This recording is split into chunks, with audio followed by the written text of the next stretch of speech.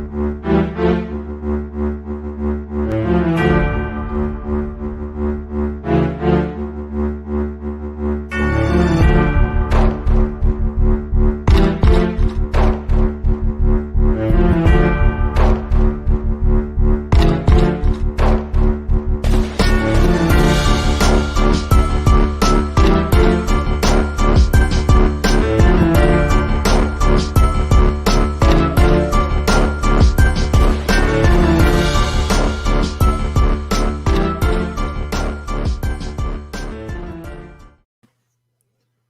Bankroll Challenge had its greatest day in its history. Week after week after week, we'd fill in a spreadsheet with nothing to show for it. All of our big wins hidden elsewhere, subterfuge, cooking the books.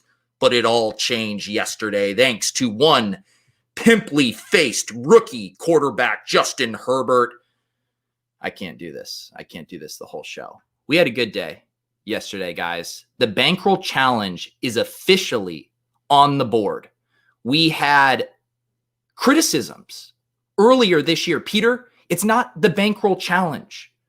It's not fair that you win elsewhere, but then it's not reflected on the spreadsheet. But I did not waver.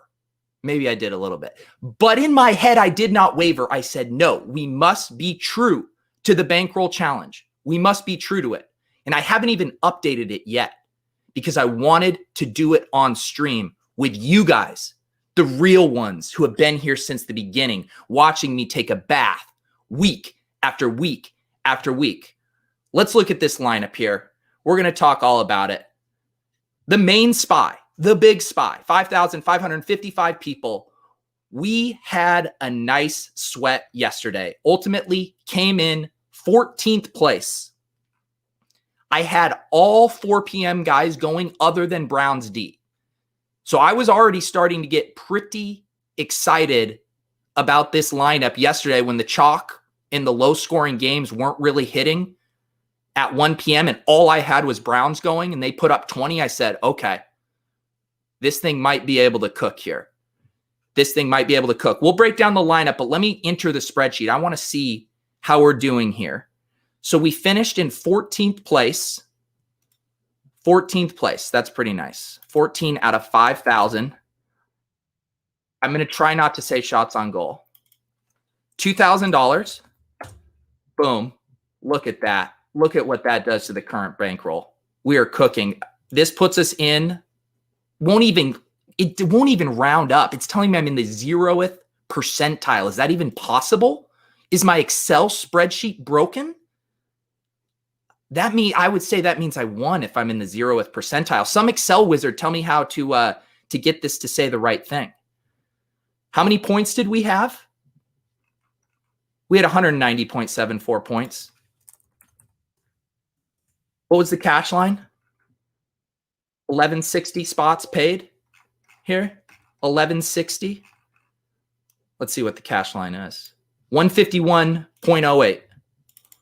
151.08.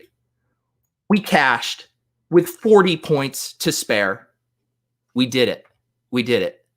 Thank you guys. Thank you guys. Let me check in on the chat. We got Willis. We got No More Snowflakes.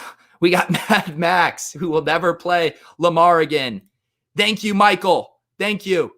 I did know that Taysom Hill was tight end eligible on Fanduel. I had missed it. Luckily, I got a push alert a few minutes before lock, and I did hear that that was the case. Let's see here.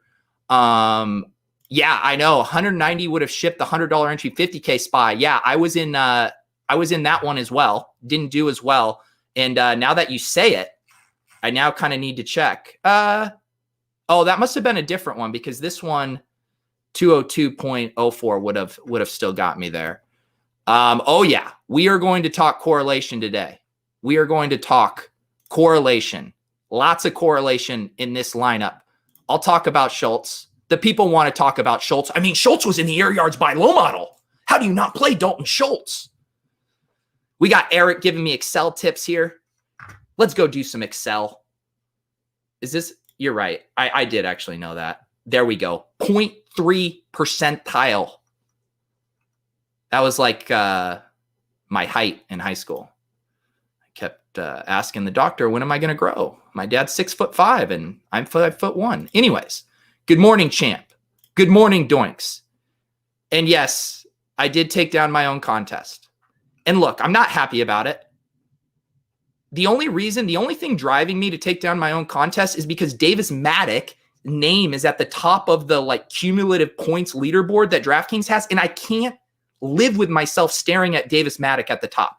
I will not rest until I unseat Davis Maddock from my own challenge. And then everyone else can start winning. Okay, let's talk about this lineup. If you guys watched my show on Friday with James McCool, we built a similar lineup to this. It was a Herbert double stack. And the reason I landed on this stack was because I liked all the creative ways you could stack it outside of Keenan. Obviously, Keenan was going to catch some ownership, but it wasn't anything insane. You know, I think Keenan, if he gets up to 40, 45%, then you're kind of like, all right, maybe there's better options here. But in this 25% range, I was completely okay with it.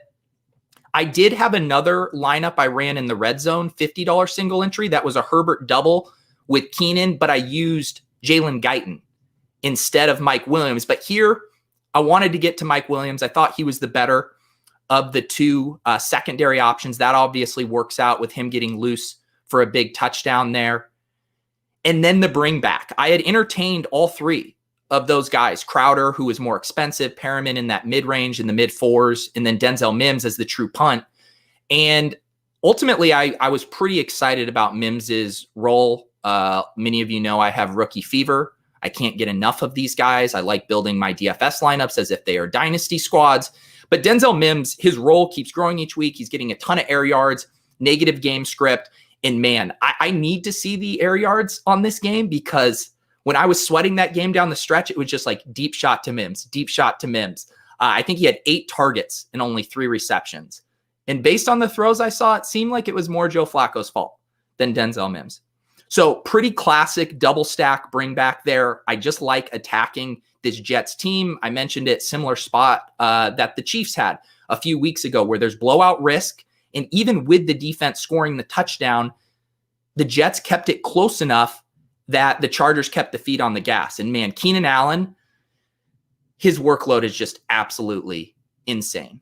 Absolutely insane. New York Jets, ironically, in the Roto-Grinders chat, says he had the exact same Herbert double with no Jets bring back. Yeah, Bales got 8th place in this, and he had a Herbert double with Keenan and Mike Williams with no bring back either.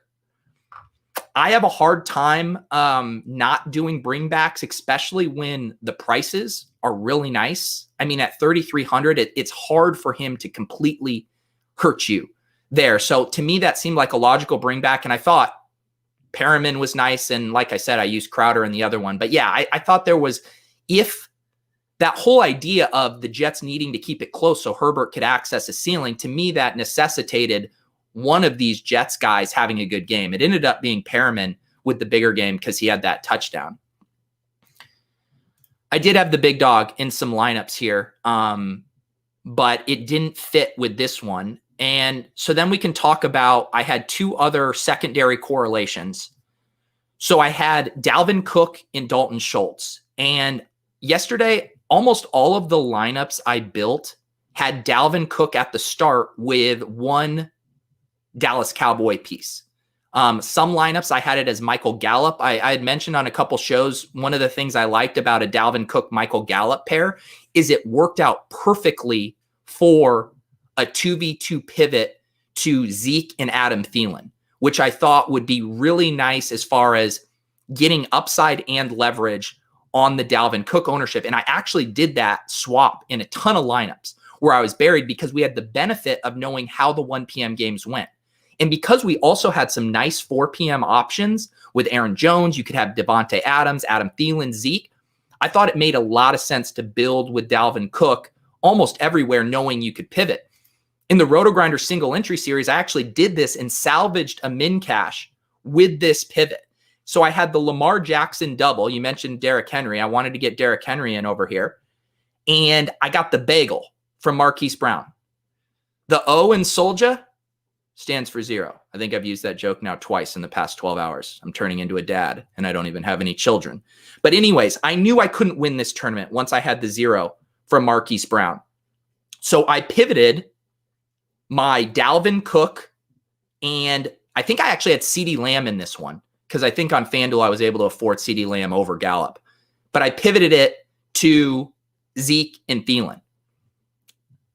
So those are some of the moves that I think help us salvage min caches and stuff I think we can continue to talk through. Sometimes the slate doesn't work out. It's not as forgiving as far as the kind of late swaps options you have. But in this one, it worked out. So anyways, I let Dalvin Cook ride here. Like I said, I had so many guys going. I knew my lineup was going to be unique. I didn't think I needed to.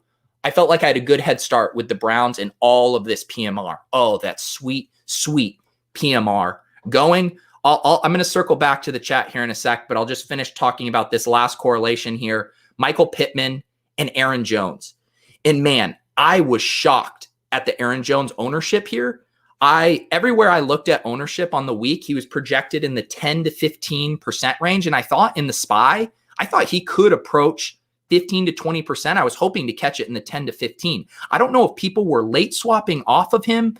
But man, there's a few of these guys, Will Fuller, Derrick Henry, Aaron Jones, like when they are sub 10%, they are great plays because we know the ceiling is through the roof. And then I wanted to correlate it here with Michael Pittman. I thought he was really emerging as the Colts' #1 receiving option there. He actually didn't have a huge day target-wise, but he did take that one pass to the house there, and that really salvaged his day.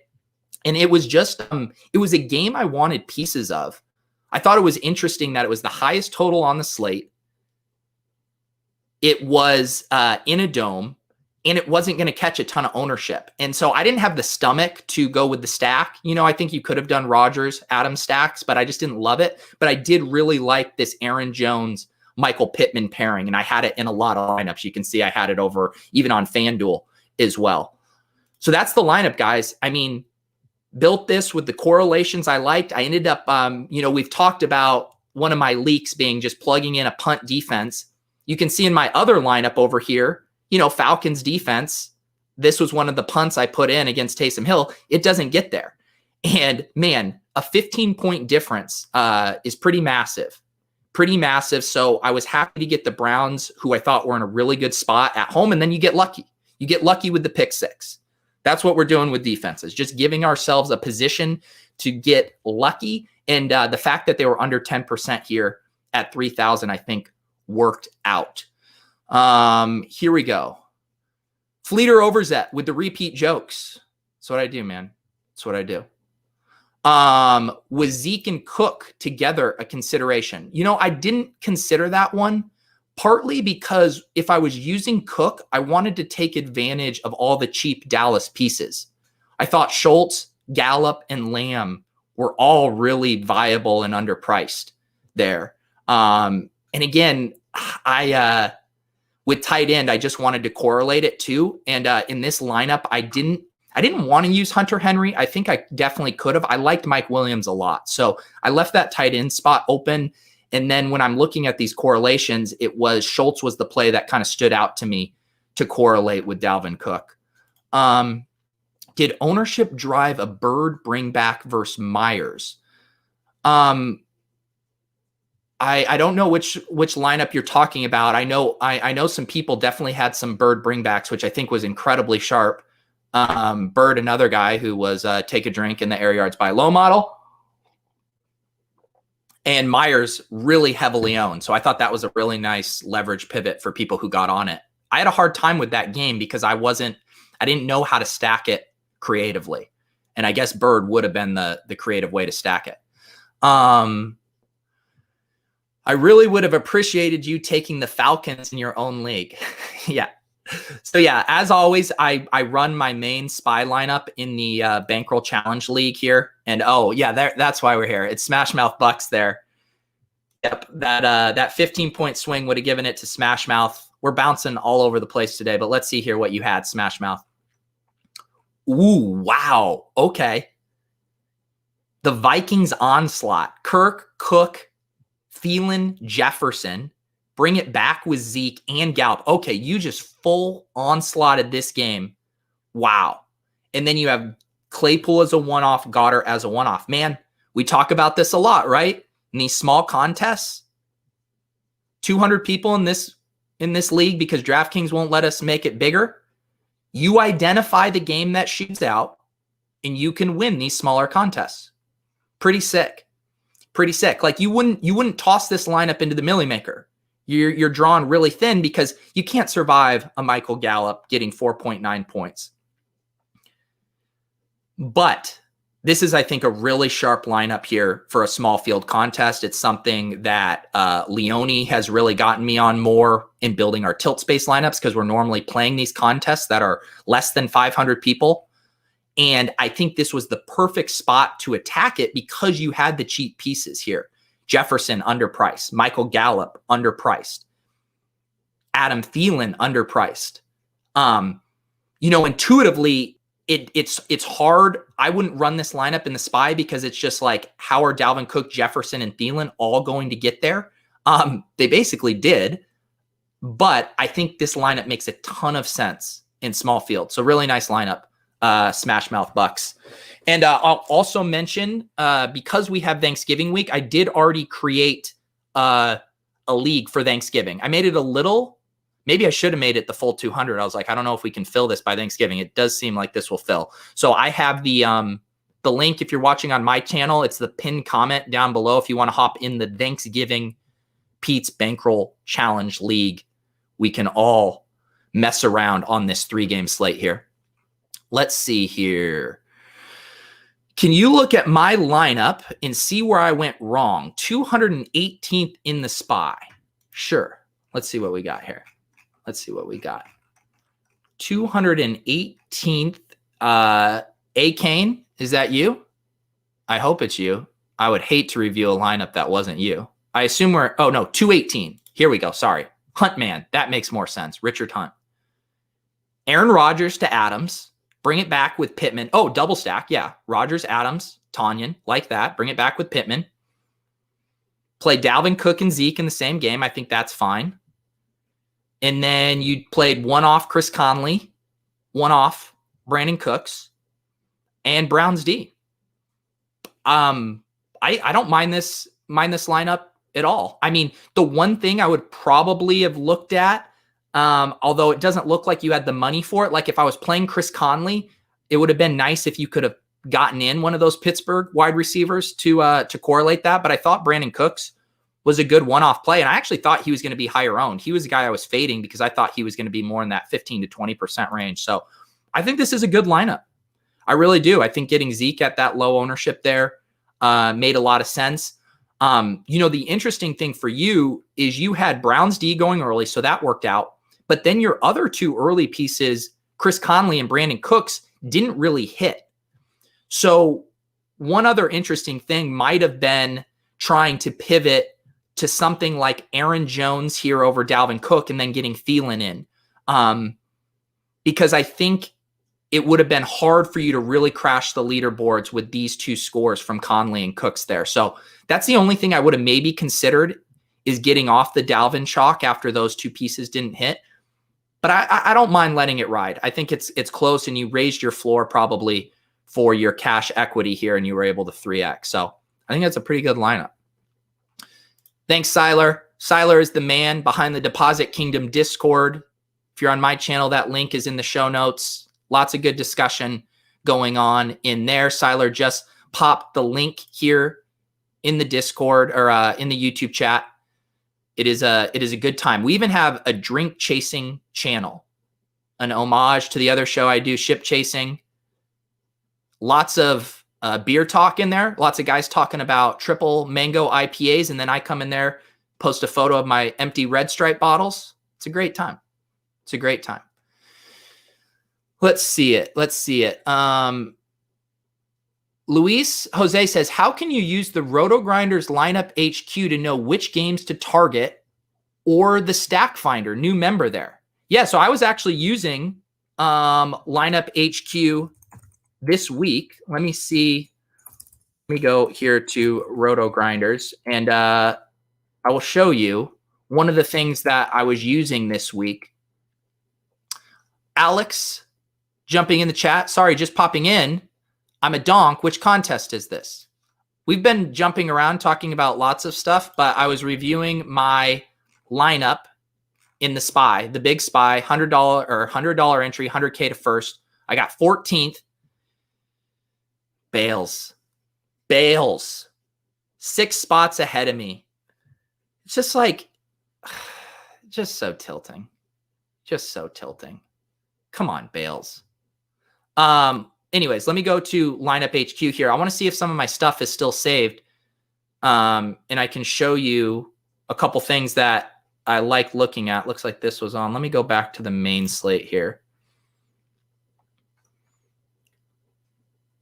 Yeah, what the hell? 83 people watching and only 10 likes? That's bullshit. Please like it. Alex says Bales crushed it. You know who else crushed it, Alex? Me. I crushed it. Everyone wants to just slobber all over Bales. Bales, you're so cool. You do so many push-ups. You have sex on a jet ski in the middle of Lake Tahoe. Yada, yada, yada. No, this is my stream. Comments about me. Only me. Okay, so I wanted to show you this, Lewis. So this was a thing that I did here with the Save Stacks tool. And I actually used this tool as not from an Opto Bro standpoint, but actually as a jumping off point for getting ideas on stacks. And the reason I love this is you can do a stack finder here. You can select what kind of stack you want, QB to a wide receiver and tight end, blah, blah, blah. You can select your games, and then you can hit find stacks here. And it populates it with, I think, really helpful information here, which is how much it's projected for in points, what the total salary costs, what the average points per dollar you're getting, and the cumulative average ownership. And so what I like to do here, and you'll notice, what was this number one stack that popped up when I used the settings, quarterback to wide receiver, tight end, and I had all the teams, and I went through here. My top stack was the one I used. Justin Herbert to Keenan Allen. Oh, sorry, it's Jamison Crowder coming back. I didn't use that one. I think here's the Mims one. Okay, over here on the right. Herbert, Keenan, Mike Williams, Denzel Mims coming back. So I really like using this to start to get an idea for how stacks compare. Because the thing that's hard for me is like, we all can identify double stacks. Like we now intuitively know how to do that. Okay, this guy, 2 pass catchers, bring back yada, yada. But the hard thing is to juggle all of the variables in your head. What is the value on the points per dollar we're getting? Oh, what is the ownership on it? Oh, where is our ceiling on this? And so being able to view it all here just in one kind of easy displayed thing, I think is really helpful for me to know like, oh, okay, this is way more raw points. This Jamison Crowder one, 105.6, it's projecting for 6 more points because of Jamison Crowder's projection. And yet the value, though, is much better on this one. We're saving almost 3,000 more points per dollar there. So I liked using this, Jose, to get on some ideas for stacks here and also see how popular they were going to be. What does this say? Another L for Pete this week? I won $2,000, brother. Oh, I recognize you, Ibdi. You were trolling me because I played Mike Davis last week. This guy trolled me for, having the very courageous take of playing a 70% owned Mike Davis. Love you, MD. Thank you for always watching my content. Let's see this. Let's see here. Any reason not to use Henry? I used Henry in a lot of lineups. We can go over to this other lineup. This was in the other SPY.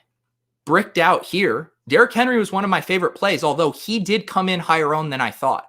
Basically, the ownership on Derrick Henry and Aaron Jones was flipped on how I thought it would go.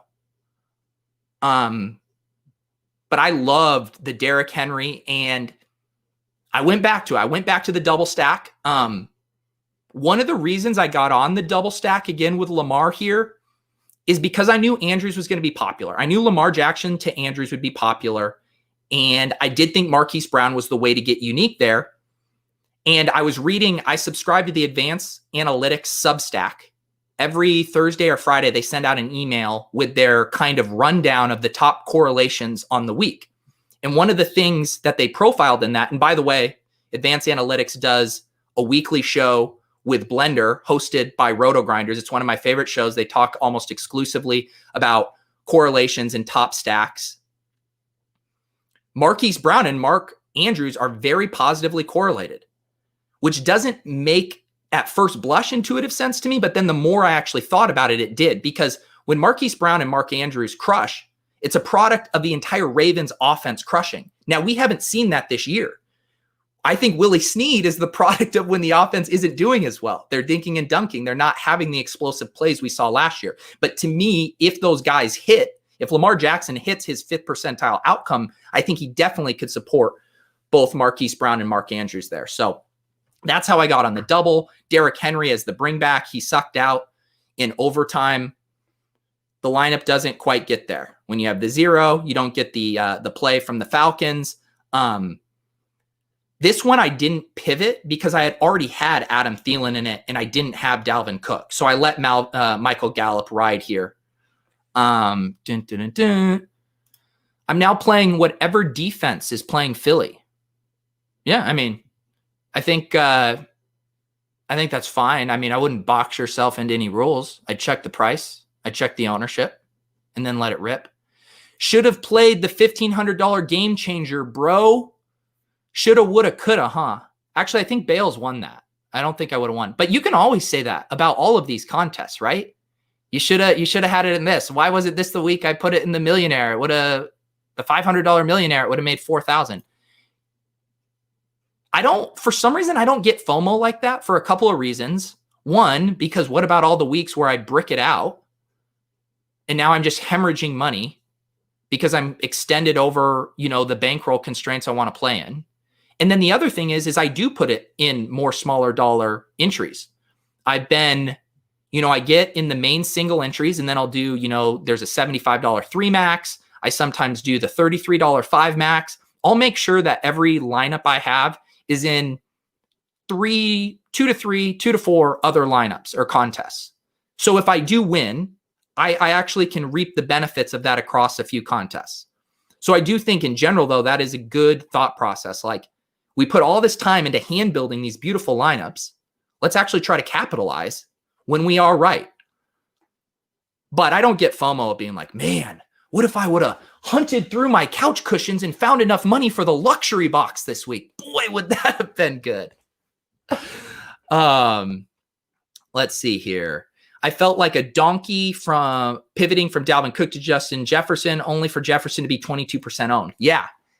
This was, I think, another thing about looking at ownership, updated ownership before. And I will show you guys my spreadsheet here. I have, I'm embarrassed by my spreadsheet because I suck at this stuff. But I do, it does help me see all of this stuff in one spot. But I want to show you something I was looking at on Sunday morning when I pulled in the ownership here. And look at what I'm seeing at the top. So these 3 columns here, KLM, these are looking at different ownership. The far column is just average ownership I'm seeing. So I'm looking at this and I'm seeing Dalvin Cook and Justin Jefferson. Dalvin Cook at 40%, Justin Jefferson at 17%. I got off of the Justin Jefferson pivot. I really wanted Justin Jefferson to be the pivot. You know me. I love my rookie wide receivers. It was just in week 7 when we had Alexander Mattison chalk week, and Justin Jefferson absolutely smashes as the perfect direct leverage on Alexander Mattison ownership. We didn't have that week. It was Adam Thielen who was that leverage. Instead of getting Justin Jefferson at half the ownership of Dalvin Cook, the pivot was to Adam Thielen with a 1/4 of the ownership. And I'm not saying this to be like, oh, that was a bad pivot. I think considering, getting off of Cook no matter what, if you were behind, made a ton of sense. But I think I'm just trying to highlight this idea of making sure you're looking at updated ownership on Sunday mornings, because Justin Jefferson got steamed throughout the week. His ownership kept going up and up and up. And Adam Thielen really became the nice pivot there. Did you play any Taysom Tebow? I think I made one lineup, one of my 5. I put in a $27 single entry with Taysom. I did Taysom to Michael Thomas I did Taysom to Jared Cook with Julio Jones on the bring back. So that didn't work out. He wasn't my favorite play, but I understood it. I understood the thesis of the play. Let's see here. Blake Sanders says, Pete, I have been watching this in the Swolecast all year. As a result, I've been able to build my bankroll from $400 to over $9K. How much commission do I owe you? You don't owe me anything, brother. The fact that you could learn anything from the Swolecast, I mean, that's incredible on its own. Nice work, Blake. Very nice work grinding that bankroll up. And now you got to stay a knit like me. Stay a knit like me. Keeping relatively my same volume, just trying to run this up. Run this up. What are your early takeaways for next week? Ownership. I haven't looked at anything. I'm focused on the Thanksgiving slate. I'm excited about the Thanksgiving slate, and yet, honestly, seeing the Lions, I watched a lot of that game yesterday because in one of our tilt space lineups, we put it in the $500 Millie, the $400 3 max juke. We had a PJ Walker stack, and Leone got me on this. I felt really uncomfortable about it, and the Panthers stuff worked out great. We had DJ Moore, we had Curtis Samuel, and then we brought it back with some Lions. TJ Hawkinson and Marvin Hall. And boy, watching that Lions game, Matt Patricia, man, I'm going to get me a Matt Patricia voodoo doll, poke a lot of needles in it. He's so tilting, man. That offense was so frustrating to watch without Kenny Golladay and DeAndre Swift. All right, we got people dropping prices in the chat. You got guys, I'm going to be honest. I don't think I'm going to look at Sunday, week 12 stuff until Friday. We got to focus on Thanksgiving, guys. We can't just zoom over Thanksgiving. It's a 3-game slate. No, I am playing the Thanksgiving Spy. Even a midweek nit like me is going to play the Thanksgiving Spy. I actually already registered for it. I woke up this morning and I pulled up my mission from Draftkings, and they said, you must spend $50 in a contest for 750 crowns. And I said, all right, I'll register for something. And I ended up in the Thanksgiving Spy. So I'll see you in them streets. What is optimal in terms of how unique you need to get on the Thanksgiving slate? So one thing I really like looking at is Eric Beimfor at Roto Grinders. He writes these articles for all of the showdown slates and also the short slates called Slate IQ. One of my favorite pieces on Roto Grinders, he looks at historical trends for similar matchups based on spread and team composition. And one thing that he has highlighted, and I won't, give away all the what is it? I don't want to give away the cow if you can get the milk for free, something like that. But one thing he has talked about that is underutilized on those short slates is onslaughts, really going heavy on one team, using quarterback, running back, wide receiver, and tight end from the same team. So that's something I'll be thinking about, and hopefully he'll put out an updated piece for this specific Thanksgiving slate. So to answer your question, I'm more interested in getting unique through construction than I am through really thin one-off plays, but we'll cross that bridge. Double Swolecast this week. I forget what we promised. I think we said if we got to 2,500 YouTube subs, we would do the double show. I think we're like 250 subs away. I do have the link down. I mean, I assume most of you guys watch the Swolecast. Maybe not. There's the link down there. If you guys want to go subscribe to the Swolecast YouTube channel, we will do a double show. And I think Tuttle and I've been getting a lot of shit for my drinking lately, so maybe this isn't the thing to be so proud of, but Tuttle and I are going to booze for a 2:30 p.m. Wednesday show. Not the best idea for me either, because I think I now have 3 other shows on Wednesday, and that'll be my first show. So it could be a long, rough day for me. But if you want to see Tuttle getting toasted on a Wednesday, the Swolecast is for you this week. Alan Burns says, where's the link for the listener league? It's not pinned in the Roto-Grinders feed or your channel feed. It's in the comments. It's the pinned comment on my video, on this video. And if for some reason you can't find it, you can hit me up on Twitter at Peter Overzet. I'll send you the link.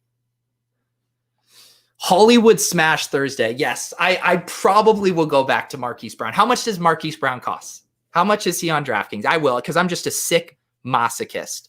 Where's the link for your league? It should be in the YouTube video here below. Is it not showing up for people? Now I feel like I'm going crazy. Tell me if you guys see this here. I'll look. Oh, this is like Inception. I'm about to see myself on the screen. See it right here, guys? Pinned comment. Whipped up a T-giving bankroll challenge league on DK. $10, 150 man. There's the link. Right here, if you're watching this video, the link is right there. Double Swolecast. Can't wait. We need to get those subs, though. I can't make any promises. I think that we want to do one on Friday if we can. But we got to get those subs up. Keep the booze flowing, man. Yeah, this is not a great week for me to try to scale back booze. I'm going to take today off. I'm going to take Tuesday off. And then we're gonna come at it hard on Wednesday. Pete, why no LaMichael P. Ryan Rudback? He was the top value on the slate. Anytime we could get a Joe Holka needle in on this show, I am about it. Joe Holka sent me a Discord message this morning, and it was just complete relief. He said, I'm so thankful that LaMichael P. Ryan week is over. And I said, Joe, I don't think it ever started. Thank you, guys. Thank you. I appreciate that. What made you avoid all the cheap running backs? Felt like there were plenty of options there. Yeah, that's an interesting question. I've definitely been normally playing more cheap running backs. I just didn't like a lot of them this week. The one guy I played in one of my lineups was Savon Ahmed at 4,800. I thought he was a nice play, but I didn't like all those low 5 guys. Did not like Duke Johnson at that ownership. I was intrigued by JD McKissick earlier in the week, and then ownership was steaming on him. Didn't like that. Didn't like Gio. It was mainly an ownership thing. I didn't like how that was shaking out there. And I did really like Aaron Jones and Derrick Henry because they weren't going to catch a ton of ownership. So this week, my player pool at running back just kind of condensed around those top options. I had some Mike Davis too. So that's just kind of how it shook out. I didn't think we didn't have the DeAndre Swift this week that was popping down there. That was cheap, low owned, nice upside. Samaje Perine, I think they're cousins. Samaje Perine and LaMichael Perine. Guess it's just me. I can't see any comments. Weird. Hit me up on Twitter. I'll send you the link. The reason I am nervous about it is because I've mentioned this before, but YouTube will give strikes to channels. I know Roto-Grinders channel has had to deal with this, and lots of poker channels, like linking out to any site. They just had something in their algorithm that flagged it, and then they give your channel a strike, and it's a whole disaster. So trying to avoid that. So I use the comments, or if you want to hit me up on Twitter, I will send you the link to get into the league. Or if you hop in the Discord, I'm sure we can share the link there. Yeah, I'm sorry that it's not populating. Maybe it'll populate when the show's over. I'm sorry. At what ownership do you start to think about pivoting off of guys like these lower end RBs this week? Yeah, I don't have a hard and fast rule. One thing that I'm looking at though is like these plays are naturally going to be thinner plays, right? Down in those low 5s, high 4s. And so if I'm taking on the risk of a thinner play, I want them to be lower owned. And so I would say my just kind of subconscious gut reaction is if they're over 10%, I'm generally starting to feel a little uneasy about it. And I think you can apply that to other one-off play situations. Same with, it seems like this week wasn't a great example, but a lot of times we'll have guys in the low 3s who everyone gravitates to one of them for some reason, even though they're all pretty thin plays. And so I just don't think playing the thin plays at high ownership makes sense. That's just kind of, I think, a valuable rule of thumb. Obviously, there's exceptions to every rule. It also has to do with the composition of the rest of your lineup and how chalky it is. Is it correlated? And that makes more sense. But yeah, in general, I don't want to be playing thin plays over 10% ownership, I would say. Yes, I will post. The second I get off of here, in a few minutes, I will go and I will post the link in the Discord. Nick Bird just told me Hollywood is down to 4,700 on the Thanksgiving slate. An $1,100 discount. I mean, that is a Black Friday sale. We must trust the process with Marquise Brown. I will say too, I think I saw someone saying this on Twitter. They make the Thanksgiving pricing so soft. They really want everyone to be able to build superstar lineups. I can't wait for Marquise Brown to end up being like 40% owned because assholes like me talk him up as a great martingale contrarian play. Oh my goodness. How tilting was the MVS fumble in OT with your Aaron Jones Pittman? Yeah, it was it was frustrating because you look, I mean, you can do this any week, right? You can look at any lineup and you can say, if this happens and then this happens, I win $100,000. This week, it did hit closer to home here. I mean, I'm basically 10 points off of first for $100,000, $98,000 swing.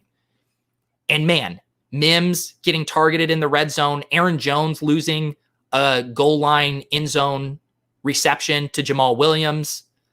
Michael Williams, as if I'm on a formal name with him. Mike Williams also was near some other big plays. It happens. But I did get the Dalton Schultz TD. Like sometimes you run good, 4 receptions, one of them goes for a TD. So I can't complain. But yeah, if I just can hit a little bit more of a ceiling on Aaron Jones at 6%, although again, Bales did have me blocked on Aaron Jones and Mike Williams, or Aaron Jones and Michael Pittman. So I needed to get there elsewhere. Mims was the guy I really needed to rip one off. Yeah, that Jamal Williams. Here's the thing. I actually don't even get tilted because we have so much of an example of how the Packers use these running backs. Like, I don't think you're allowed to, we still can tilt Jamal Williams, but I don't think we should because we just know that's going to be the deal. We have never seen anything to indicate that they're not going to use Jamal Williams. So it's tilting, but it's not. When you play Aaron Jones, you're just hoping for one of those outlier weeks that he has, 2-3 times a year where he goes for 40 plus points. It felt like things could be breaking this way for him. I saw Levitan. I was reading his cash game review. I like to see what those cash game donkeys are thinking, so I'll read his review. He thinks Aaron Jones still might not be fully okay since returning from his injury. Maybe. Let's see here. Thanksgiving hack, 12 p.m. game onslaught to look good to your family. Ooh, are you saying screenshot equity with the fam?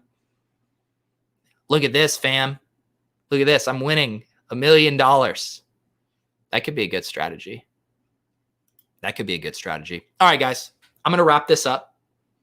This has been fun. Thank you guys for tuning in. It feels nice to get back in the win column here. I will update my spreadsheet fully when I get off the air. Didn't win anything here. But again, pretty nice time. This is the first time in Bankroll history, I believe, that we are in the green. The first time our bankroll is higher. And now maybe we open it up a little bit. Maybe we'll mix it up a little bit. We're going to do the $100 SPY for Thanksgiving. Who knows? Maybe we do something like we start playing the power sweep. We could do the 3 max power sweep, 150 each. I don't know. Or do you guys like the SPY? Let me know in the comments what contest you would like to see me play now that we got a little more cheddar to work with.